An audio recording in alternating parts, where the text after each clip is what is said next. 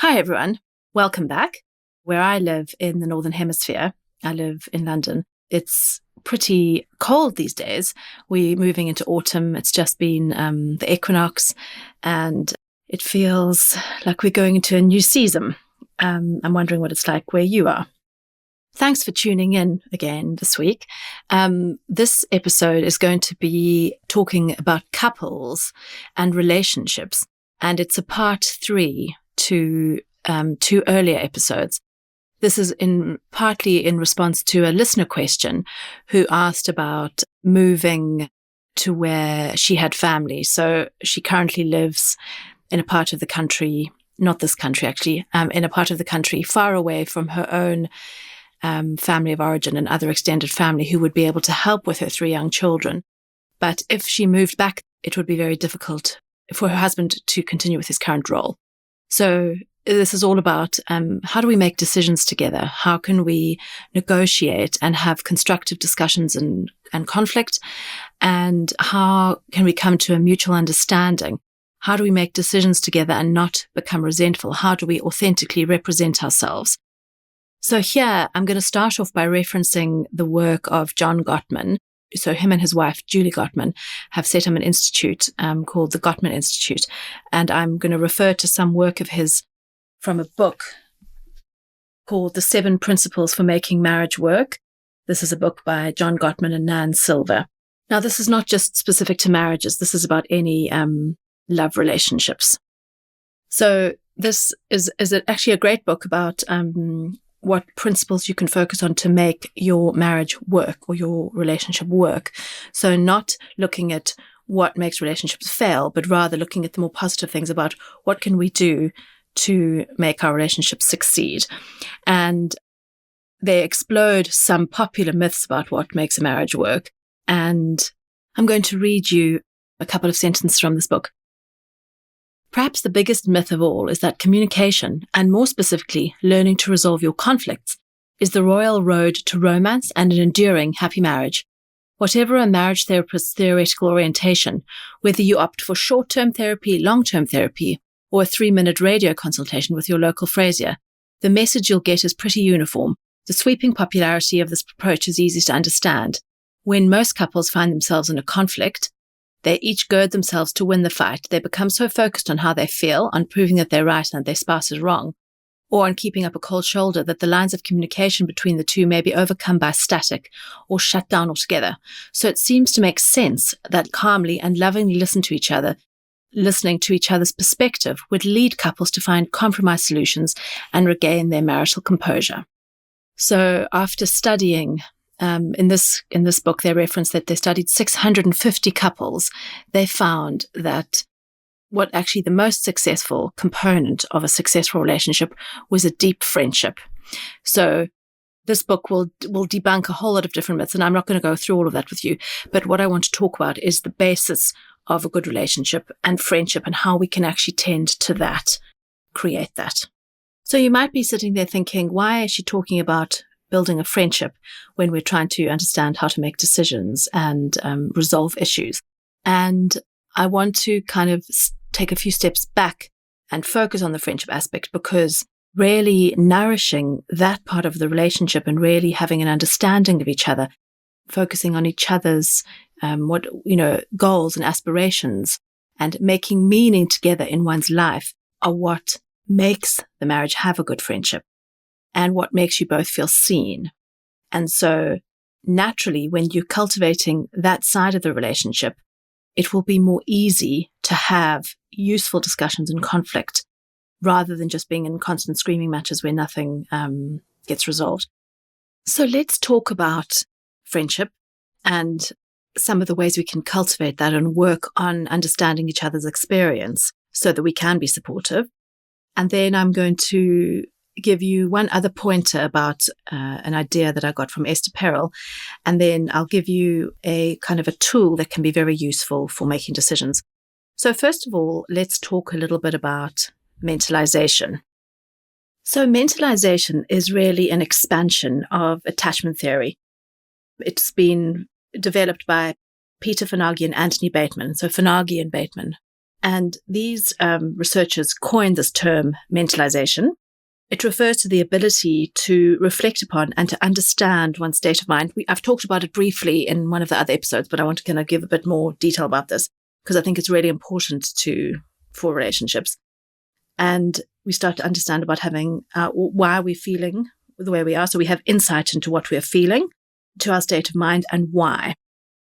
And it's assumed to be a very important coping skill. Well, it is a very important coping skill. It's necessary for effective emotional regulation. And Fonagy and Bateman propose that this is an important skill that gets developed by watching our parents model it for us. So that parents, caregivers, observe their children's behavior and their, I'm going to read you from a paper, their insightful understanding of their children's experience, coupled with the feedback to the children about that experience, provides a useful model to their children. So it helps, when we do that for our children, it helps our children to pay attention to their experience, to notice what bodily sensations are coming up.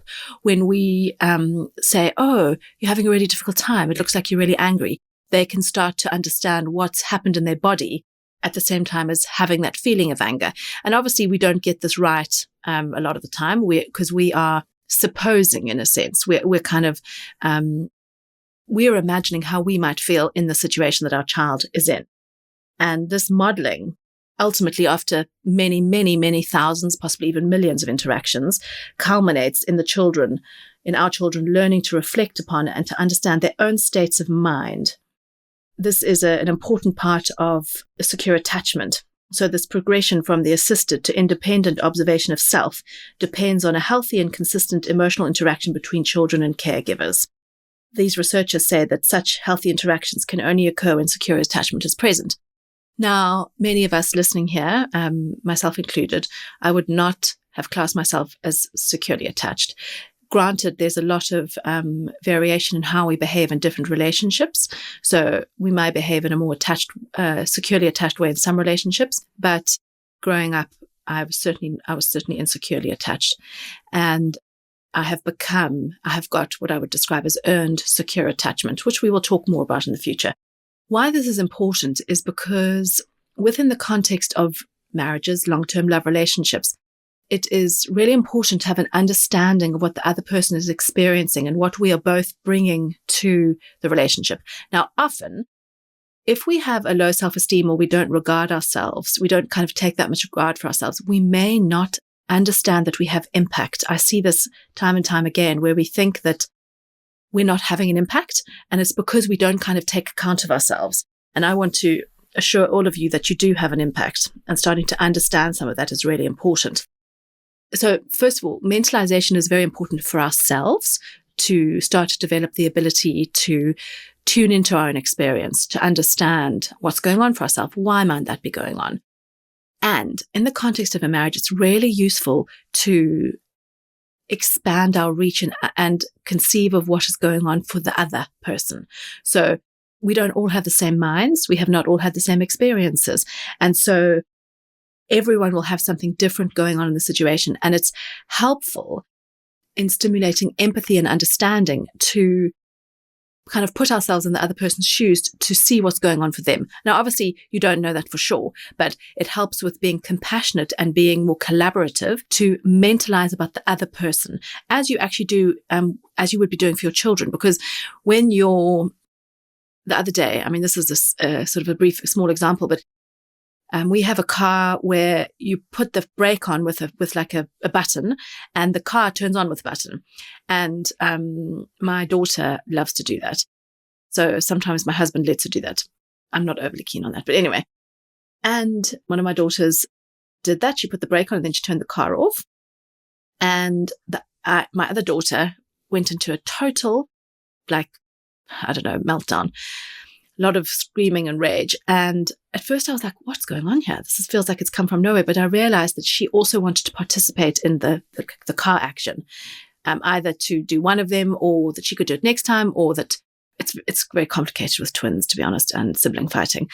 But when I said to her, oh, you felt really angry, you wanted to, you feel really angry, I can see, you really wanted to have a chance with that. She's like, yes, she gets to do it all, da, da, da, da. And it brought up a whole lot of stuff. So in the end, what we did was we had a do-over for her, and she went back outside and she turned it on and off again. Now, you may have a lot of opinions about how we did that, but the point is I was mentalizing for my one daughter to figure out what had gone on for her, because her behavior is information about what she's feeling. And it's very useful in relationships because we are all having different experiences. And in order to maintain an adult love relationship, we have to understand some of our impact and to be able to imagine what that might be like for the other person. Because that's really the basis of feeling understood and seen. And both experiences can exist alongside each other. So let me give you a quick example. When my husband used to travel a lot for work, and particularly when my children were younger, it would really, really take it out of me, because doing even the act of getting two babies up the stairs, at some points I could carry them, both of them myself, but I would have to do it, one baby, then the next baby, and then try and bath them. And it was very tricky bathing tiny twins until we got bath seats. But before that, they couldn't sit in them. It was just very tricky, basically. And they used to vomit a lot. So there'd be a lot of things that have to kind of deal with and tidy up and da-da-da. So sometimes when he would come back, he would be looking forward to seeing us, and I would literally explode when he got home. So I would have a lot of rage, basically. And he would have been excited to see us and have missed us. And I would just not have any space for that experience. And it got to the point where he said to me, sometimes he feels worried about coming home because he's not sure what he'll find, or what am I going to say, or how's it going to have been? And when, if things have been, how some days in parenting, it all just, it's just very tricky. And I really had to start understanding what I was putting out in terms of my responses to him when he came home, that he needs to work. This is his job. He needs to do this for his job. And that I really had to work on my emotional containment, on having healthy ways to express what was going on for me, to work a lot more on my own regulation so that it didn't take so much out of me. So to get help, or to get kind of childcare during the day in those times so that I could go for a swim, or have an Epsom salt bath, or go for a walk with the girls, so that often actually going for a walk when they were little in their buggy before supper time would be a good thing, because then I'd get a big dose of regulation from being outside. But my point is that it was really important for our friendship and our marriage that I really worked on not gaslighting his experience first, and not sort of saying, well, it's easy for you because you've been staying in nice hotels, in a lovely city, blah, blah, blah. And to really honor that and understand my impact and mentalize so that I could kind of be there for his experience and understand what it was like to come home to this. And of course, this applies the other way as well. So, it's not a one-way street. Whoever's listening to this podcast in the relationship, or maybe you both are, but it's not all up to the one person. We both need to have this experience of our experience being kind of seen for what it is. And that's really helped. The more compassion and kindness in our relationship, the more our friendship has kind of deepened, and we're actually much more able to bond then over the challenges of parenthood, rather than being divisive between us about who's doing more. So I would really suggest that you try and consider this. Now, mentalization may be very difficult for you, because if this was not done for you, it's a kind of a skill that we learn in childhood from our parents modeling it for us. So if it wasn't done for you, it's something we have to learn. We have to kind of learn to understand our state of mind, to understand why we might be feeling like this, to understand that it's okay, to allow ourselves to reflect more on our inner world, essentially. And I think that can be a really, really helpful contributing factor to the friendship of the marriage, because you are building a solid base of mutual, even if it's not understanding, it's giving each other space, because this is a big both and. Both of you are going to have a different experience. Both of you are allowed to have space for those experiences. It's not a competition between you. One kind of quick idea, which I think I got from Esther Perel, but it's not from her book, Mating in Captivity. I think it's from a talk I heard. And she talks about the concept of triangulating. And I think this is a lovely, lovely thing to kind of help you remember about why you are with your partner, and also help with the friendship, because sometimes we can get deep into feeling resentful and kind of just annoyed and thinking like, oh, what's going on here? And she suggests this idea of triangulating, which is looking at your partner through someone else's eyes and seeing all the pluses about them and what they bring. And I find that a really useful tool to sometimes use, even if you watch your partner walking, if you're in an airport or something, and you just watch them and you observe them if you didn't know them, and then to kind of look at them and think about all their good points.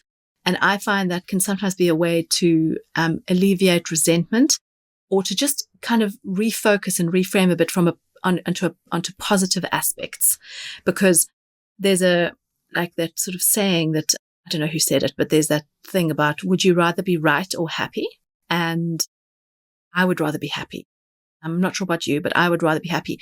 I do love being right, but that used to be something that felt really important. It's much less important now. I don't need to be right. And so helping myself, like, stop being pain in the neck, basically, is something that can be quite helpful, and triangulating helps with that.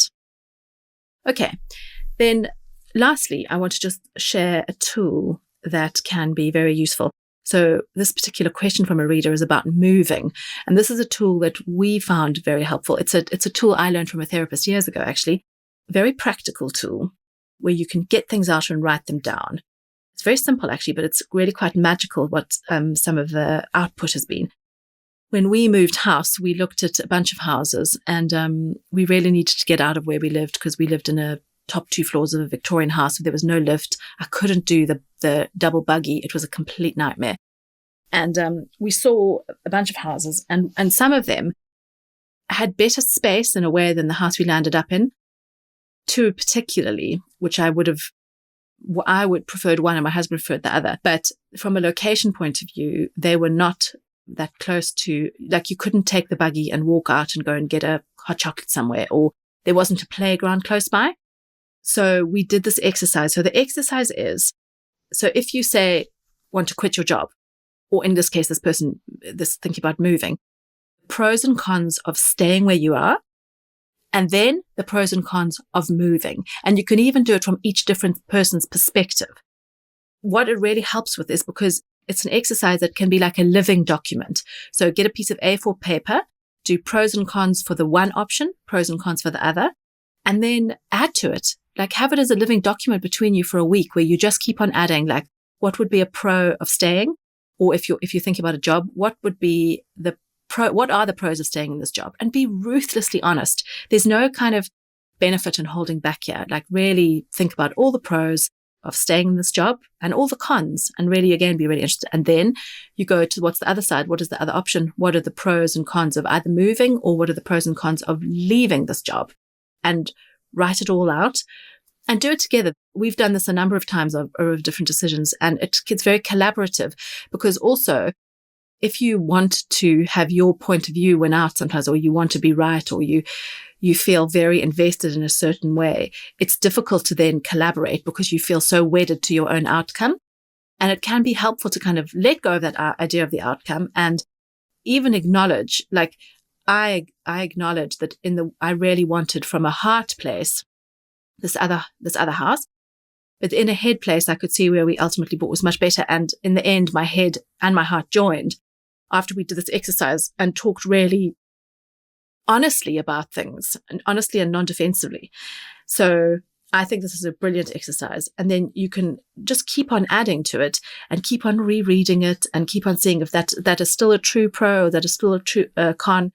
And you can even do that multiple times, because you sometimes come up with different answers. So I hope that's given you a little bit of food for thought. Please don't be sort of unkind to yourself if you find mentalization difficult. You may be teaching it to yourself in adult life. And it's part of getting yourself earned secure attachment in adult life. Mentalisation is a key part of that, starting to really understand, validate, value, and nurture your own experience. And yeah, I'd love to hear any pointers you have or how you're getting on. And take good care as you go into your week.